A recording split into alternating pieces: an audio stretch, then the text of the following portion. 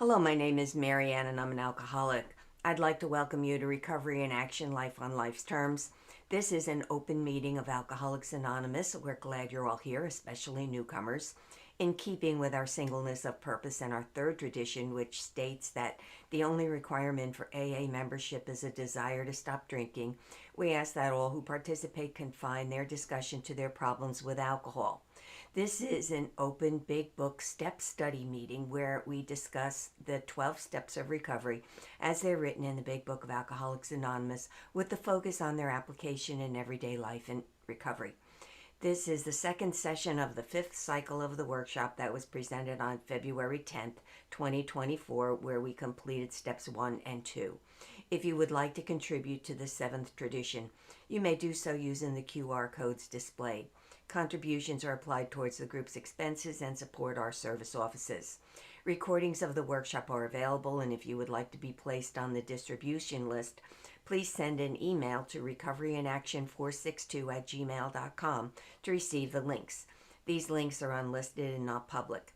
I request that you not share them at the public level or post on any social media sites. The workshop typically begins with a brief meditation in which an inspirational music video is played. Because of copyright restrictions, it cannot be on the video. However, a link is provided, and I suggest you take a minute, view the video, and take a brief meditation for yourself before you begin the workshop. As the recording begins, the workshop is already in session. Feel free to contact me if you have any additional questions or require my assistance further. I hope you enjoy the workshop. Another custom of this group is to start the workshop by saying the full version of the Serenity Prayer. We're all familiar with the first part, but many of us are unaware that there is a second part to it, and I believe it's this second part of the prayer that reflects what recovery is all about. So if you would all please join me in the Serenity Prayer. God, grant me the serenity to accept the things I cannot change, courage to change the things I can, and the wisdom to know the difference. Living one day at a time, enjoying one moment at a time, accepting hardship as the pathway to peace, taking as he did this sinful world as it is, not as I would have it, trusting that he will make all things right if I surrender to his will, that I may be reasonably happy in this life and supremely happy with him forever in the next. Amen. Jumping right into the big book of Alcoholics Anonymous. And this workshop is a big book step study where we're not reading the book word for word, but we're mainly extracting the parts as they relate to working the steps, because the big book itself is the book of instructions on how to work the 12 steps. And the 12 steps are the set of instructions on how to get rid of the things that are blocking us off from our higher power and making our lives unmanageable. So, how we get connected to God and how we stay surrendered from whatever is making our life unmanageable.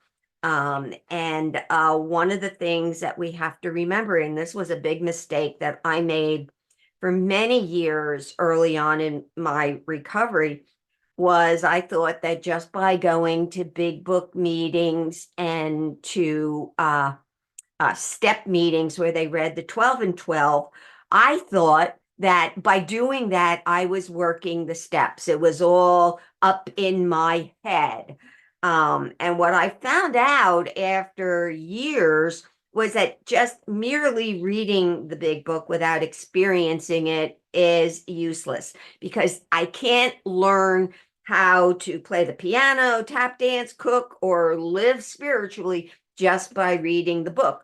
I have to practice and practice and practice. The same way you can't learn how to ride a bicycle by just reading how it works, how the bicycle works. You have to get on and you have to start pedaling so that you get the distinction of balance, which is something you only get as a result of practice. The same way with learning how to swim. You can't learn how to swim just by studying how it works. You have to jump in the water and learn how to swim. So that's what we're doing here is we're really looking at how does this work? So when we go into the big book itself, the cover page states that this is the story of how many thousands of men and women have recovered from alcoholism. We say recovered. That's what the book says. The definition of recovered is that the problem is removed. I don't have to make a choice whether I drink alcohol or not because I don't even think of drinking it. I automatically turn to God instead of alcohol when I'm upset. Alcohol is no longer an option to solve my problems. Selfishness and self-centeredness are gone. I'm no longer angry, fearful, or harmful, and my old destructive ways of thinking and acting have been replaced by new peaceful ones. And another definition is the 10th step promise from page 84 of the big book has become a way of life.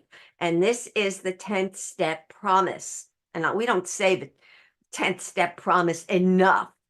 We hear the 9th step promises all the time, but there's a lot of other promises. This is the 10th step promise.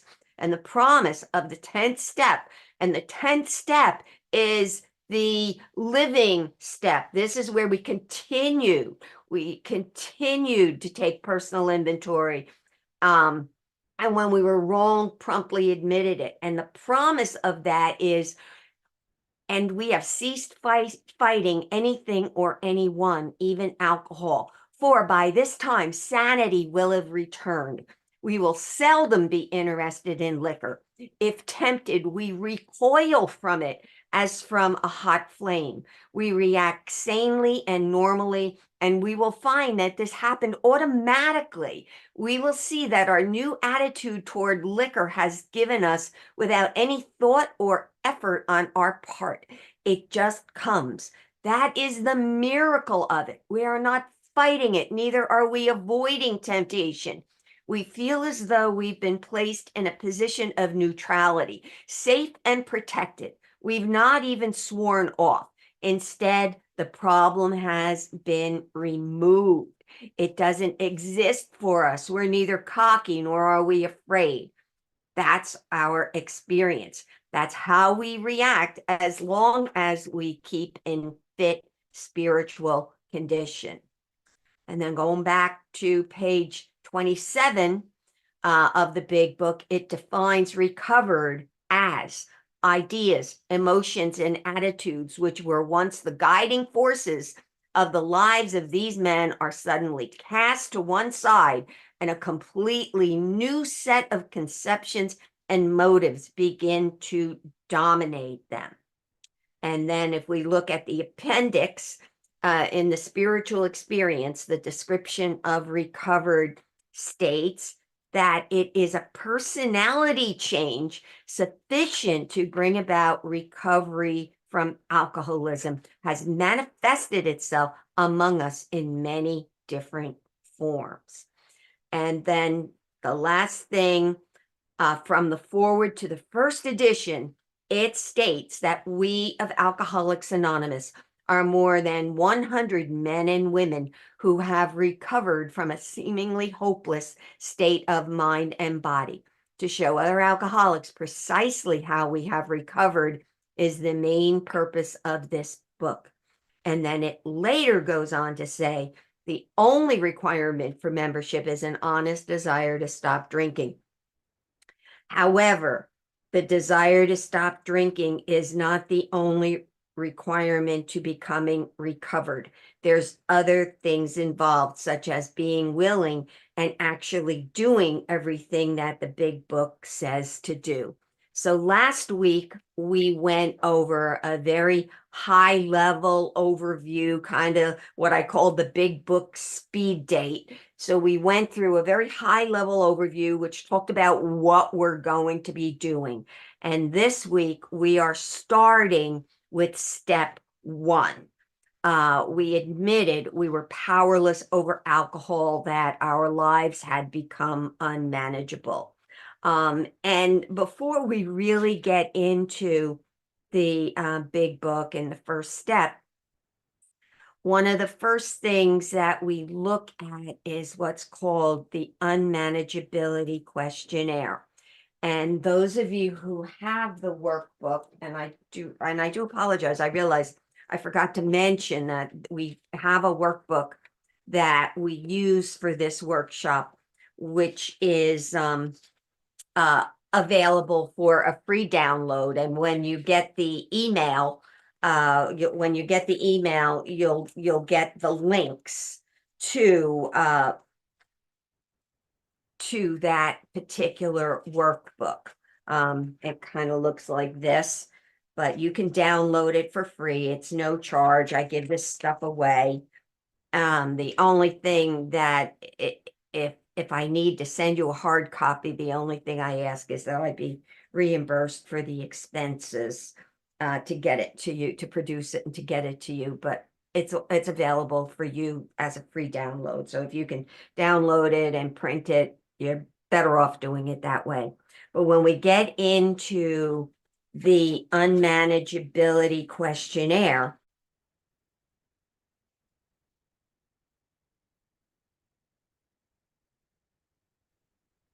in the unmanageability questionnaire, there's 14 questions, and some of these questions have been broken down. And what these really are the reverse of the bedevilments that are also listed in the book.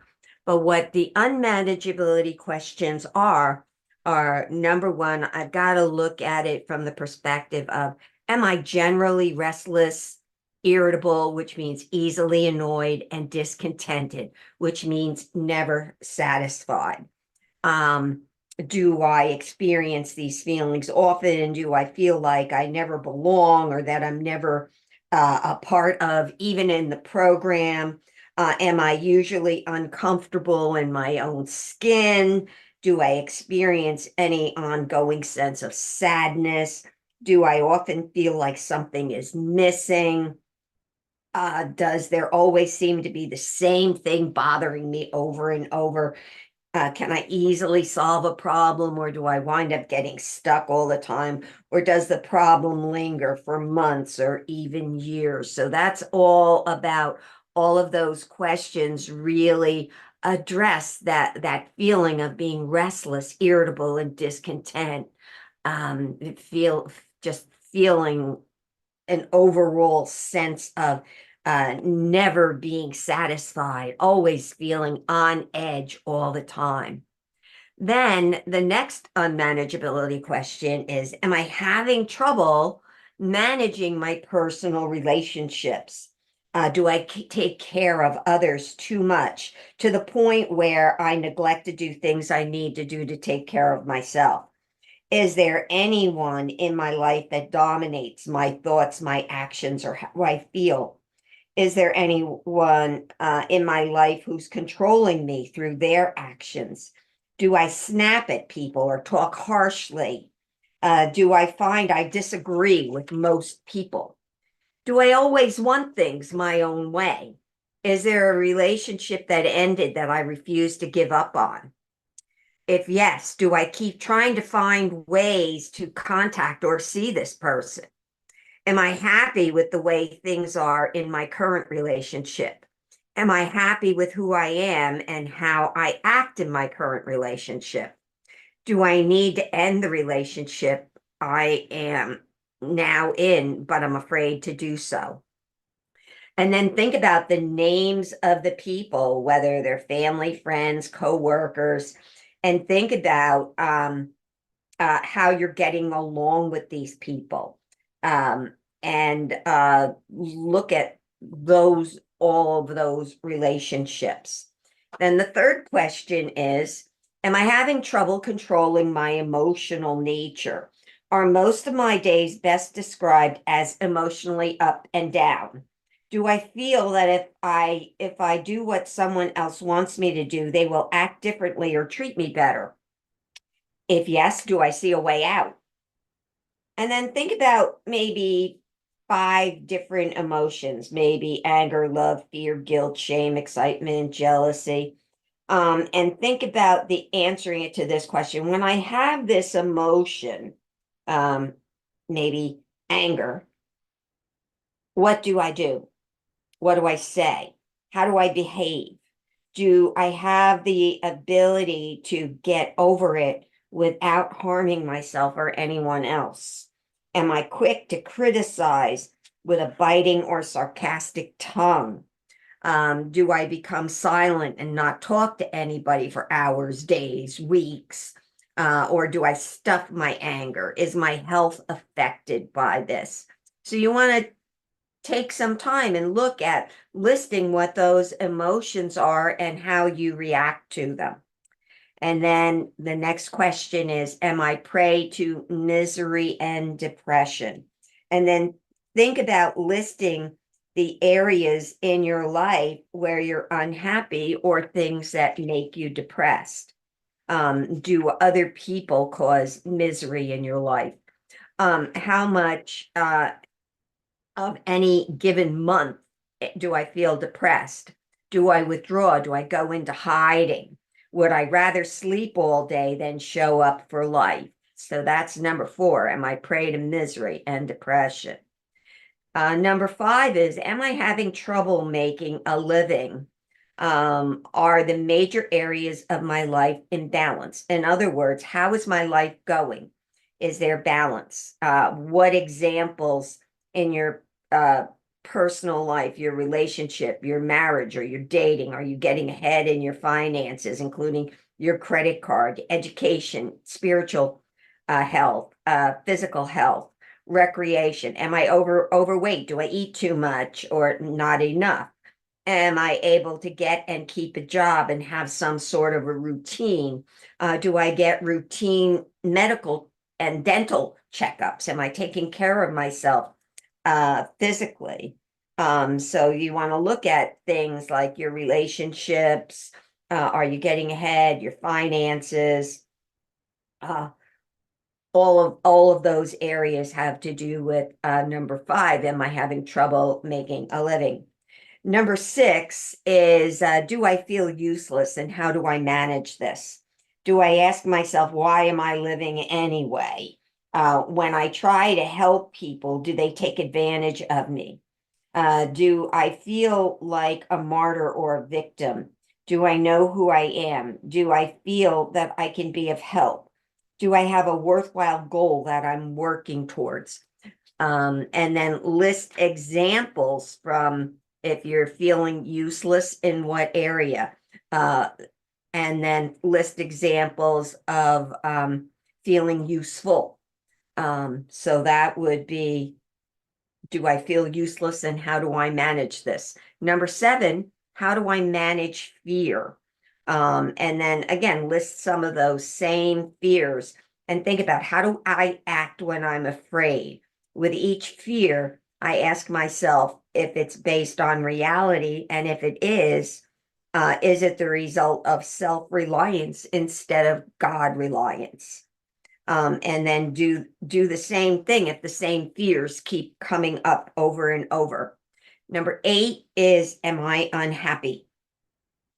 When I say that, when I say that I'm doing well, do I know deep down that I'm lying?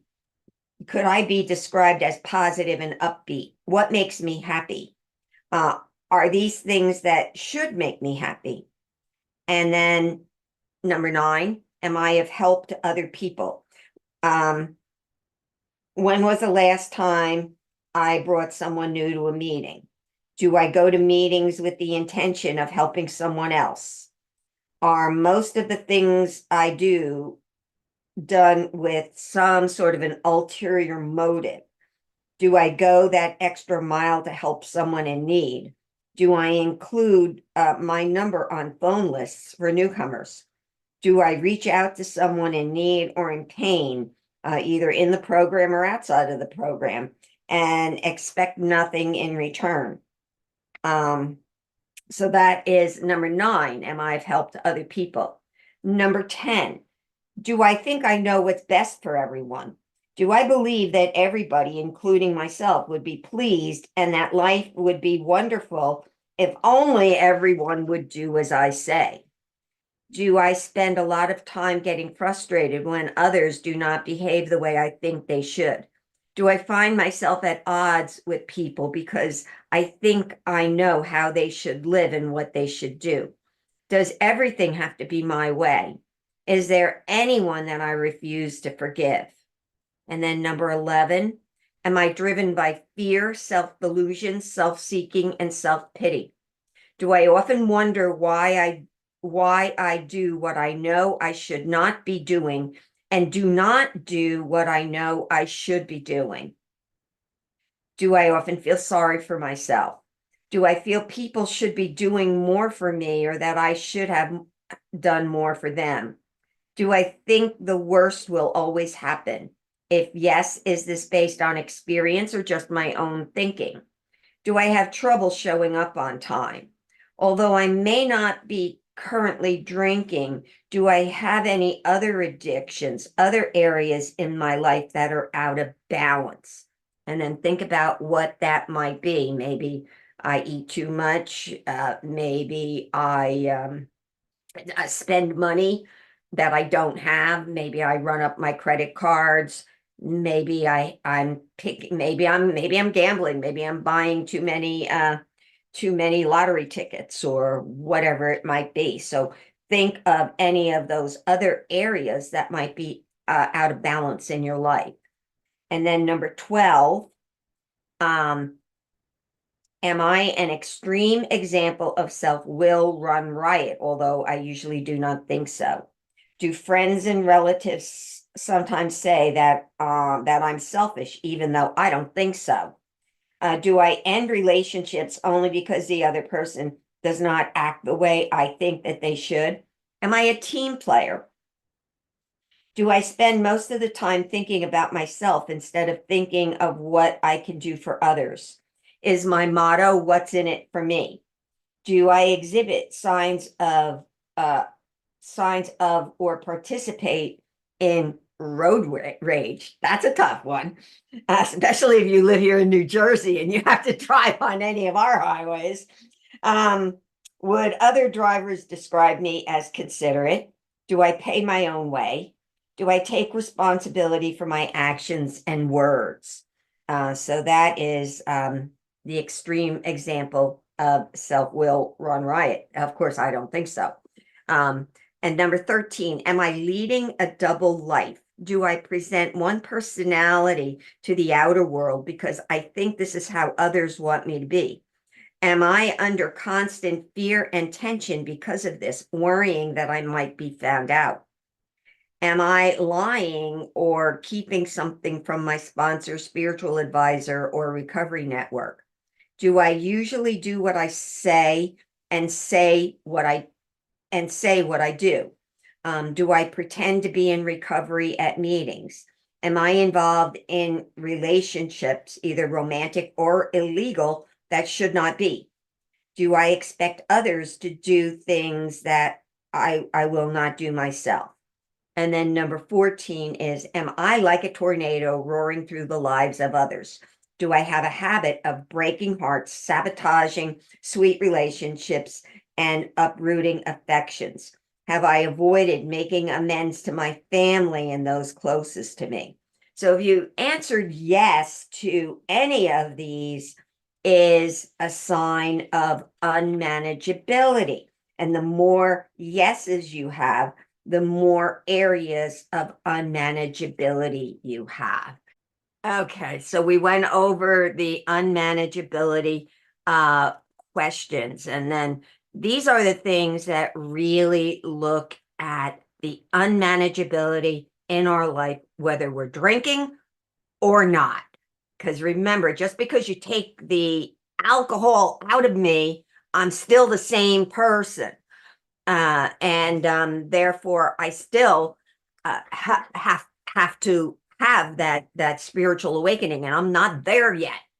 So the first thing that we're going to look at is there's a cycle when it comes to alcoholism. We kind of go through this cycle, and what happens is the explanation of how the disease of alcoholism works is that I get these feelings of being restless, irritable, discontent, shameful, remorseful. I have these negative feelings. And then as soon as that happens, I get a memory. And this memory tells me that if I drink, I'll feel better. Now, this memory might be a conscious memory of a particular event, or it could be an unconscious memory of something I just don't remember. But my brain comes up with this memory, and my brain believes this memory that if I have a drink, I'll feel better. So as soon as my brain believes this, what happens is I start to obsess, and I start to obsess by telling myself, I have to have a drink, I have to have a drink, I have to have a drink. And I start telling myself that over and over and over again until I can't help it. I pick up that first drink. Now I tell myself I'm only going to have one. Just one will do it. But then as soon as I take that first drink, what happens is it's this allergy gets triggered. And once that allergy gets triggered, it causes a physical craving. And once the physical craving starts, I have no choice except to keep on drinking until I get drunk. Because once that physical craving has been triggered, I can't stop. And therefore, I get drunk. And eventually I will stop because maybe I get sick, I pass out, I get into a fight, I have an accident, I get arrested. So eventually, yeah, I do stop. I wake up with a horrible hangover, and then I start the promises. And I start to say, I'm never going to do it again. I'm never going to do it again. And I'm never going to do it again. And I keep that promise until I start to get these feelings of being restless, irritable, and discontent again. And this can last anywhere from um, decades, as is demonstrated in the big book, where they tell the story of the man of 30 who stopped drinking for 25 years. And then when he was 55, he picked it up and was dead in a couple of years. So it can last decades, it can last years, it can last months, weeks, days, hours, minutes, seconds, until I start to feel restless, irritable, and discontent again. Now, when the tools of the program are used, the tools of the program, the tools of the program can stop you from taking the first drink and continuing on with the rest of the cycle. And some of those tools are things like the slogans, uh, live easy, but think first, the serenity prayer, just telling someone don't drink and go to meetings, go to 90 meetings in 90 days, get a sponsor, join a group, get active, do service, pick up the phone before picking up the drink, make coffee. These tools are what I like to call the handrails to the 12 steps, because whenever you're going either up or down a staircase, the handrail will help keep you steady and give you a strong footing. And it gives you something else to do rather than pick up the first drink. Therefore, it eliminates the next two steps in the cycle, which triggers the craving and the drinking binges. However, it's important to be aware that just using the tools doesn't mean that I'm recovered. In fact, if I'm a real alcoholic, the tools may not keep me sober when I'm blindsided by some life event or my ego gets hit hard. The tools are for the short term to get you over some of life's tough hurdles. The 12 steps are for the long haul. When the 12 steps are used, they stop you from believing that a drink is your solution. And then the cycle of addiction doesn't even begin. The 12 steps allow me to stop or short circuit the negative feelings before my brain tells me I need a drink to numb these feelings.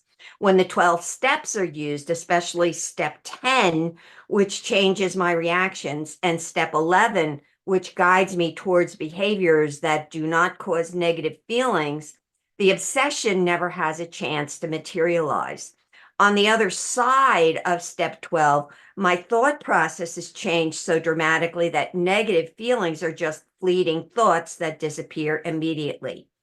In order to have the obsession removed, however, it's important to remember that AA is a 12-step program, not a tools program.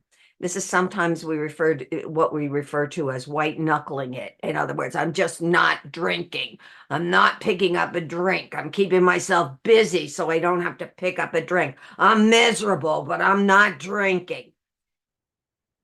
That's why we have to remember there are 12 steps and not just the first three. If it were just about not drinking, that's all we would need to do is the first three steps. However, we have 12 steps, and there's 12 steps for a reason.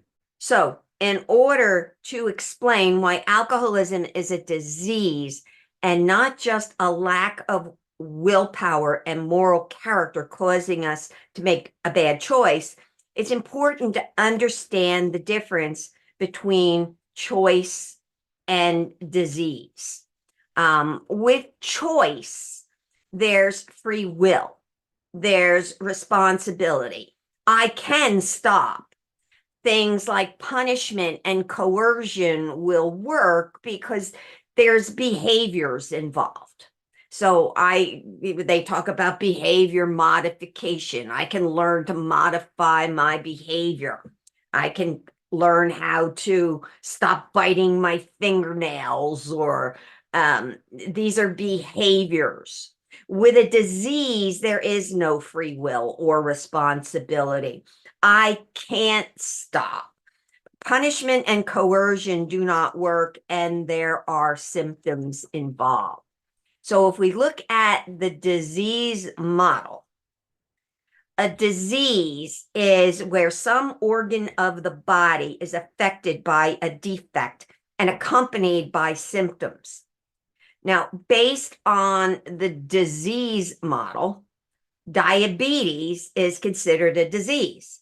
The organ involved is the pancreas, and the defect is that it has a problem producing insulin. The symptoms are elevated blood glucose, blurred vision, infections, damaged nerve endings, and or coma. Alcoholism fits the disease model because the organ affected is the midbrain. The defect is a stress-induced hedonic dysregulation, which means that the fight or flight response gets triggered too easily, and the threshold in the pleasure center is higher than it should be. The symptoms are loss of control, obsession, persistent use despite negative consequences. The Big Book itself states that the disease centers in the brain. While we may want to find different things to blame for our addiction, scientific evidence does support this theory. Years ago, scientists conducted experiments with mice, and these mice were trained to press a lever and have the pleasure center part of their brain stimulated. The mice did nothing but press the lever, even when the negative consequence of an electrical shock was administered every time they pressed the lever. The mice wanted nothing other than having their pleasure center stimulated. There was nothing other than their brains that caused this. So we think about, well, what's happening in our brains? At some point in our lives, we discovered if we were stressed or unhappy, a drink would make us feel better. And this happened so often that eventually a dopamine connection was made between the decision making and the survival parts of the brain. The decision making part of our brain is the frontal part and the upper level. The fight or flight response is the lower part of the brain, what they call the reptilian brain. It's the same as if a wild animal was barreling towards you. You automatically react to save your life by jumping out of the way or running without having to think, okay, let me move my left leg, now my right leg. It's an automatic response. And that's the same thing that happens with an alcoholic drinking. As an alcoholic drinking, we misinterpret our perception of what's going on in as life threatening, and then we run to alcohol for comfort. At a certain level, we feel as if our life is in jeopardy. Our life is at risk. And how many times did I say, I'm dying for a drink? If I don't have a drink, I'm going to die. At a certain level, I believe that. What makes us real alcoholics is that there's no reason that can make us moderate or stop for good. When our brains believe we're in danger and that a drink is the only solution, our prior commitment to quit, any memory of what happened the last time we drank, the love we feel for our family, the knowledge of the punishment and humiliation we know awaits us if we relapse, are all invisible when the decision-making part of our brain fails to be able to stop the midbrain from thinking we have to pick up a drink in order to save our lives. And I think Bill describes that very nicely in his story when he talks about the anguish of what he went through. And every time he picked up again, and he picked up again, and he picked up again. And there was the one point where he said he knew he was crazy. He knew it was crazy, but yet he did it anyway. And that is also part of the obsession. As alcoholics, our brains evoke a powerful function that sustains its connection of our drinking to our survival called obsessing. And it's a difficult concept because when a normal drinker says they need a drink, what they're really saying is they really want to drink a lot. It's important to understand that's not what the alcoholic means when they say they need a drink. Obsession is an intense emotional yearning experience. We want to think about other things, but our brain constantly brings us back to the drink.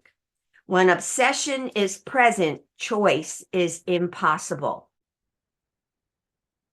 So if you put a drink in front of an alcoholic, and when he reaches for it, you put a gun at his head and you tell him that if he drinks, you'll shoot him. Based on that, he will choose not to drink. And that is true. With a gun to his head, the alcoholic can, in that moment, choose not to drink. But while the alcoholic is not drinking, he's still obsessing. He doesn't have the choice not to obsess. Because of the obsession, the alcoholic is not thinking, oh, I better not drink or I'll get shot in the head.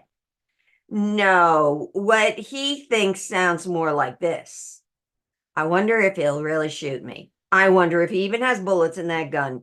Maybe his finger will slip off the trigger. I wonder if I can get the drink down before the bullet comes crashing through my skull.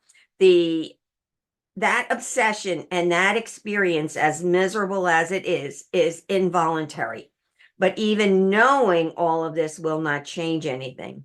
As it's written in the big book, self-knowledge is not the answer because the real alcoholic will be absolutely unable to stop drinking on the basis of self-knowledge. Bill Wilson found that out the hard way, and he writes about it very well. As a real alcoholic, the only thing self-knowledge does is make me realize that I cannot take just one drink without being physically driven to take one drink after the other. This then allows me the opportunity, if I'm spiritually fit, to pass on that first drink. And I can only do this on a continuous basis if I'm connected to my higher power. So that takes us to the end of step one. So we will move on from step one and go into step two. Came to believe that a power greater than ourselves could restore us to sanity. Now, again, I'm going to call you back to the workbook because in the workbook on page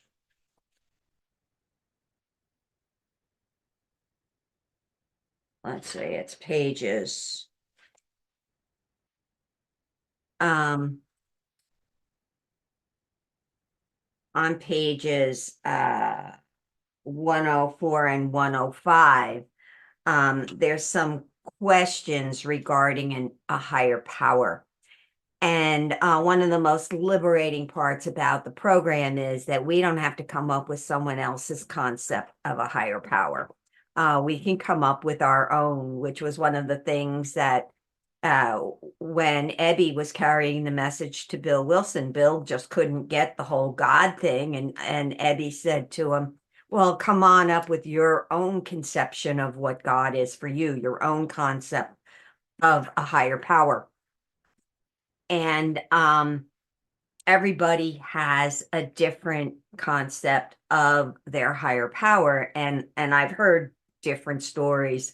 One story that I heard was one person thought of themselves as a 2-year-old in the back seat of a car, and God was the driver.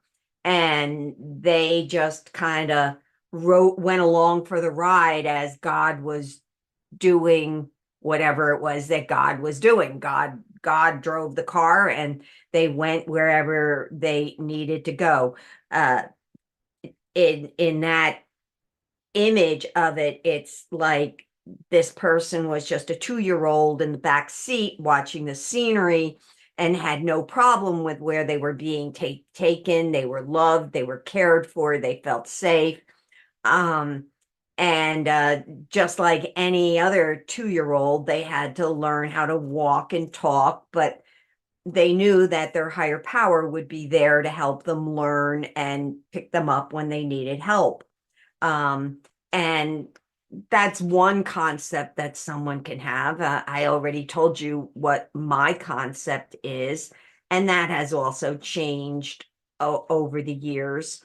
Some people think of their higher power as being all love with no opposites, being all powerful and loving enough, just not only to put the whole universe together, but also to set up the rules and regulations that govern how everything works. So another example of that would be that God only made hydrogen and oxygen and put them together in a way that makes the elements water.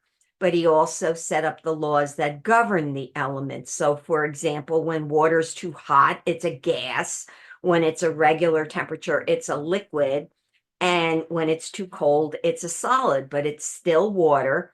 And it's just becoming what it's meant to be at that exact moment based on God's rules and regulations. And that's how some people see it for their higher power, that their higher power puts them in situations they want them to be in and then guides them to do his will, no matter what form it takes. And through all of it, you're still who you are. So when you think about the 12 steps, what the 12 steps have to say about who or what is your higher power or what it should be, it doesn't say anything because it's God as each of us understands God. The success of working the steps is not dependent on any theological proposition. Rather, it's dependent on you finding something greater than yourself to whom you can be surrendered. For some of us, God is found in our respective scriptures or our respective religions. For others, God is nature, spirit, or even the principles of the 12 steps themselves. Some of us have a clear image of a specific God, while others have a vague sense of something greater and unattached to any religion. The point is, it doesn't matter.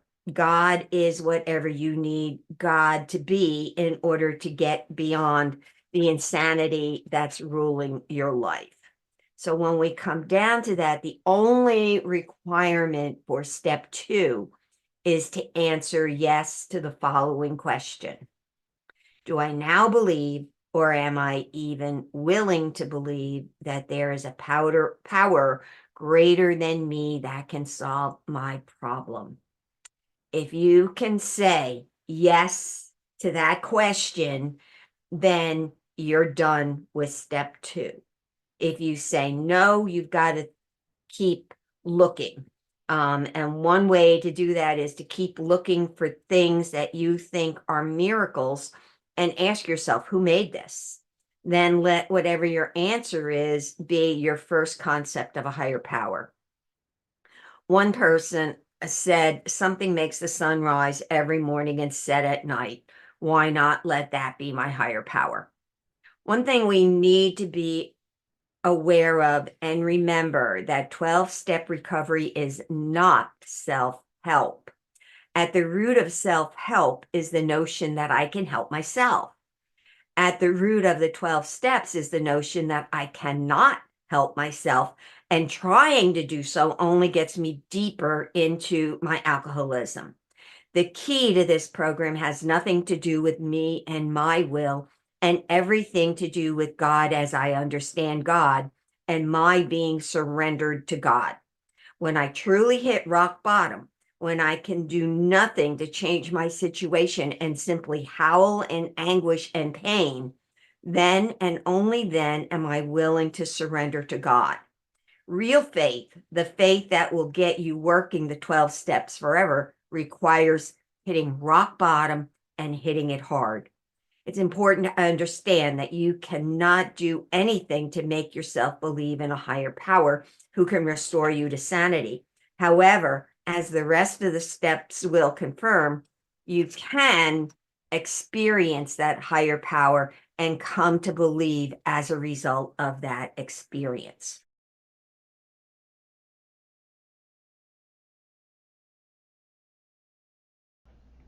Thank you so much for your participation. I hope you enjoyed the workshop, and if you have any questions, please feel free to contact me.